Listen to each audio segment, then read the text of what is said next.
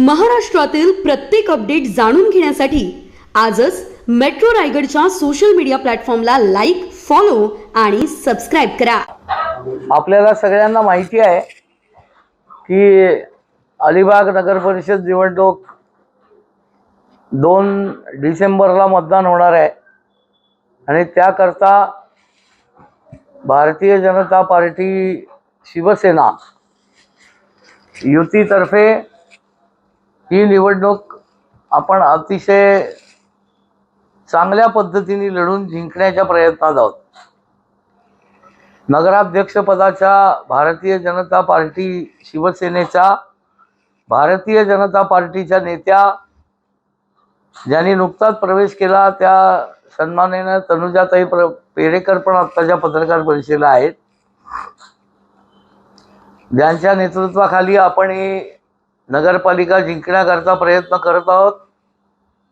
ते या विधानसभा मतदारसंघाचे नेते ॲडव्होकेट अस्वाद पाटील, भारतीय जनता पार्टीचे जिल्ह्याचे महामंत्री सन्माननीय महेशजी मोहिते,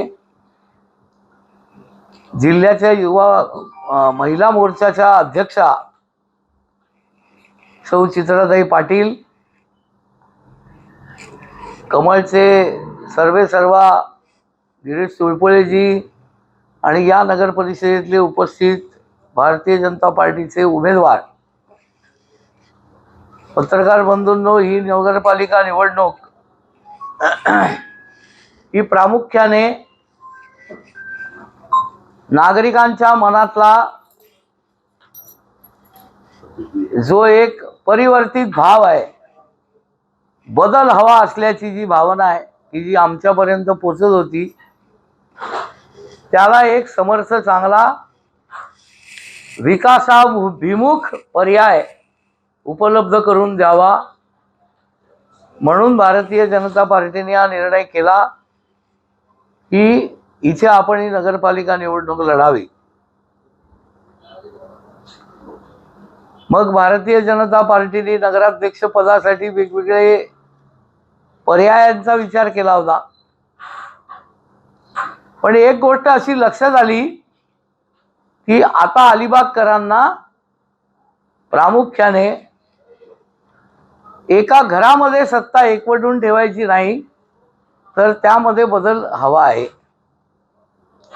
आणि तो बदल कसा असावा, तर समाजाच्या शेवटच्या घटकाशी तद्रूप होऊ शकणारी, एकरूप होऊ शकणारी, समाजातल्या लहानात लहान माणसाच्या किंवा स्त्रीच्या वेदना समजू शकणारी अशी उमेदवार असावी।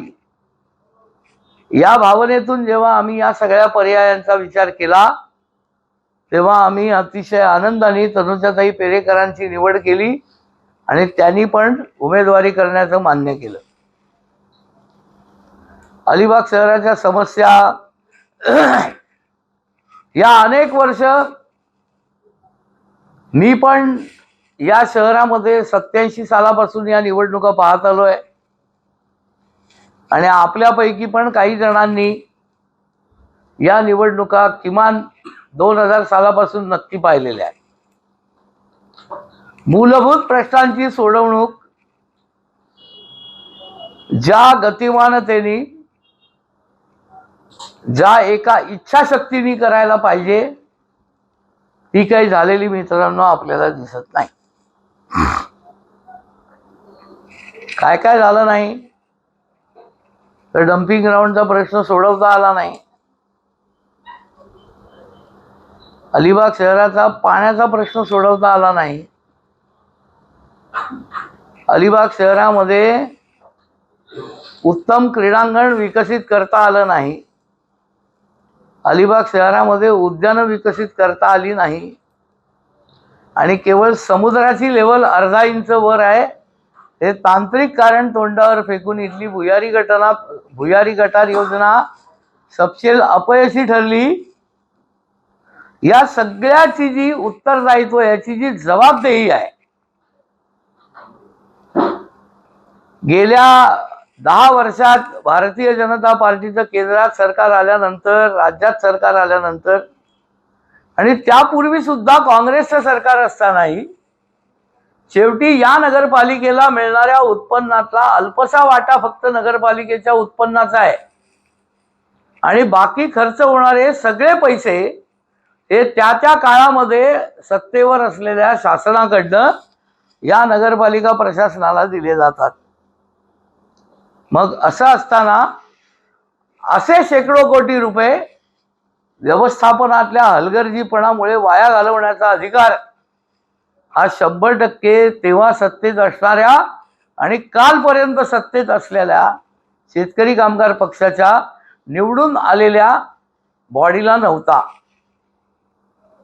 सत्ता असली म्हणजे स्वैराचाराने निर्णय घेण्याचं परमिट कुणी कुणाला दिलेलं नाही. शासन हे विहित नियमावलीप्रमाणे चालतं आणि त्या चालण्यानेच सर्वसामान्य माणसाचं जीवन हे अतिशय सुचारू राहावं, इथे सुशासन तयार व्हावं या उद्देशाने त्या सगळ्या प्रशासनाने शासनाने नगरपालिकेतल्या नगराध्यक्ष आणि त्यांच्या टीमनी काम करावं असं अभिप्रेत असतं. आदर्श अलिबागची कल्पना ही फक्त कल्पनेत राहून आदर्श अलिबाग होईल का, तर त्याचं उत्तर नाही आहे. त्यामुळे भारतीय जनता पार्टीला एक पोर्टल विकसित करून प्रत्येक अलिबाग नगरपालिकेतल्या नागरिकाला अलिबाग जसं हवंय त्याच्या प्रत्येक कल्पनेला प्रत्यक्ष व्यवहाराची जोड देऊन कसं अंमलबजावणी करता येईल, प्रत्यक्षात साकारता येईल याचा ध्यास घेऊन ते साकारण्याकरता भारतीय जनता पार्टी निवडणूक लढते आहे. मग अलिबाग अनेक वर्ष आता तुळपुळे साहेब उपस्थित आहेत, त्यांच्या लहानपणापासून अलिबाग जेवढा आहे तेवढाच अलिबाग आहे. असं चालेल का? नाही चालणार. जेव्हा नागरीकरण वाढतं, लोकसंख्या वाढ होते, विस्तारीकरण होतं, झपाट्याने विकास होतो, झपाट्याने इच्छा बदलतात, लोकांचं स्टँडर्ड ऑफ लिव्हिंग वर जातं, तेव्हा अलिबाग नगरपालिकेची हद्दवाढ ही सुद्धा अत्यंत महत्वाची गोष्ट असायला हवी होती. अनेक गोष्टी स्वतःच्या स्वार्थाकरता शासनाकडनं मंजूर करून आणणाऱ्या शेतकरी कामगार पक्षाच्या नेतृत्वाला हे करून घेता आलं नाही. भारतीय जनता पार्टी ही हद्दवाढ तातडीने येत्या 6 महिन्यात घडवून आणणार आहे. त्यांनी होईल काय? त्यांनी असं होईल की या नगरपालिकेचा रेव्हेन्यू वाढेल, उत्पन्न वाढेल. या नगरपालिकेत वेगवेगळ्या ॲम्युनिटीज म्हणजे लोकांना आवश्यक असणाऱ्या सुविधा, उद्यानं असतील, क्रीडांगण असेल, तरण तलाव, स्विमिंग पूल असेल, वेगवेगळ्या फॅसिलिटीजसाठी जागा उपलब्ध होईल. आज नगरपालिका क्षेत्रात जागाच उपलब्ध नाही. त्यामुळे आपल्याला हे डम्पिंग ग्राउंड आणि बाकीच्या समस्यांची चर्चा करायची आहे, पण त्याची सोडवणूक जी आहे ती पहिली हद्दवाढीत लपलेली आहे. ती हद्दवाढ जेव्हा आपण सगळे राजकीय मतभेद बाजूला टाकून जेव्हा आपण ही हद्दवाढ घडवून आणू, तेव्हा या अलिबाग नगरपालिकेचा कायापालट झाल्याशिवाय राहणार नाही. कुरुळ, वेशवी, चेंडरे, वरसोली या ग्रामपंचायतींचा समावेश जेव्हा या अलिबाग नगरपालिकेत होईल, तेव्हा ही माझ्या अंदाजाने 1 लाख लोकसंख्येच्या वर जाईल आणि ती अवर्ग नगरपालिका होईल की ज्यांनी हजारो कोटी रुपयाचा निधी या नगरपालिकेला केंद्र आणि राज्य शासनाच्या माध्यमातून लोकसंख्येच्या गुणोत्तरानुसार सरळ वर्ग व्हायला सुरुवात होईल. मग आपण हे का करत नाही? तर त्याचं मूळ उत्तर हे आहे की माझ्या मर्यादित जनाधाराला असं कोंदणात समाविष्ट ठेवून माझी सत्ता माझ्या घराकडे कशी मेंटेन करता येईल याचा अत्यंत दुर्दैवी प्रयत्न, त्यांच्या दृष्टीने सुदैवी, कारण तो प्रयत्न यशस्वी झाल्यामुळे सत्ता त्यांच्याकडे राहिली आणि मर्यादित लोकांच्या मध्ये, मर्यादित लोकसंख्येमध्ये, मर्यादित क्षेत्रामध्ये एखाद्या व्यक्तीला स्वतःची अफाट लोकप्रियता झाली असं चित्र आभासी पद्धतीने तयार करणं अतिशय सोपं असतं. आपल्याला या सगळ्यावर मात करायची आहे. भारतीय जनता पार्टी तुम्हाला सुद्धा यातनं वेगळं समजत नाही, कारण आपण सर्व पत्रकार हे या अलिबाग नगरपालिकेचे अनेक वर्ष भाग आहात. अनेक जण इथे जन्मलेले आहेत, अनेक जणांची कार्यक्षेत्र इथे आहेत, अनेक जणांच्या महत्वाकांक्षा इथे जोडलेल्या आहेत. मग कधीतरी 1980 साली अंतुले साहेबांनी बघितलेलं स्वप्न जे आज देवेंद्रजी पूर्ण करतायत, की आधी अटल सेतू बांधला, आता रेवस करंजाचं कॉन्ट्रॅक्ट दिलं, अलिबागची कनेक्टिव्हिटी मुंबईशी वाढवली, अलिबागचं महत्व वाढवलं. जेव्हा ते महत्व वाढतं तेव्हा याचा क्षेत्र विस्तार अनिवार्य आहे. तो भारतीय जनता पार्टी करणार आहे. जेव्हा हे उत्पन्न वाढेल तेव्हा मग मित्रांनो, आता असलेल्या नगरपालिका हद्दीत आणि तिथे असलेल्या घरांना भारतीय जनता पार्टी संपूर्ण घरपट्टी पुढची 5 वर्ष माफ करणार आहे. संपूर्ण घरपट्टी सर्व निवासी घरांची, वाणिज्य वापराची नाही, दुकानं आणि व्यावसायिक आस्थापनांची नाही, पण संपूर्ण निवासी घरांची घरपट्टी भारतीय जनता पार्टी माफ करणार आहे. त्याच्याकरता शासन तेवढे पैसे कॉम्पेन्सेट करून कुठेही विकासात अडथळा होणार नाही याची काळजी घेईल. जसं पूर्वी जकात असायची, जकात हा उत्पन्नाचा प्रमुख स्रोत असायचा, ती जकात माफ करण्याचा निर्णय शासनाने घेतला. गडकरी साहेबांच्या नेतृत्वाखाली नॅशनल हायवे वगळता बाकीचे सर्व इंटरनल टोल्स रस्त्याचे माफ करायचा निर्णय केला. कुठेही शासनाची अजिबात पिछेहाट झाली नाही. उलटे अधिकाधिक वेगवेगळ्या योजनांचा विकास निरंतर चालू राहिला. त्यामुळे अलिबागकरांना ही गिफ्ट भारतीय जनता पार्टीकडनं आपण नक्की देणार आहोत. आपली नगरपालिका अस्तित्वात आली, तनुजाताई अध्यक्ष झाल्या. पहिली नगरपालिकेची जी रचना आहे, सगळे नगरसेवक आणि ती एकूण जी कमिटी आहे ती अस्तित्वात आली.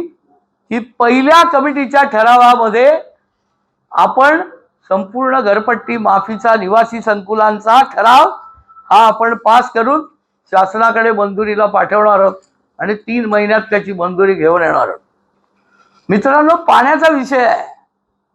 सांबरकुंड धरणाचे पैसे आपले जलसंपदा मंत्री गिरीश महाजन यांनी आपल्याकडे रायगड जिल्ह्यामध्ये जिल्हाधिकारी कार्यालयामध्ये भूसंपादनाचे पैसे वर्ग करून ठेवलेले आहेत.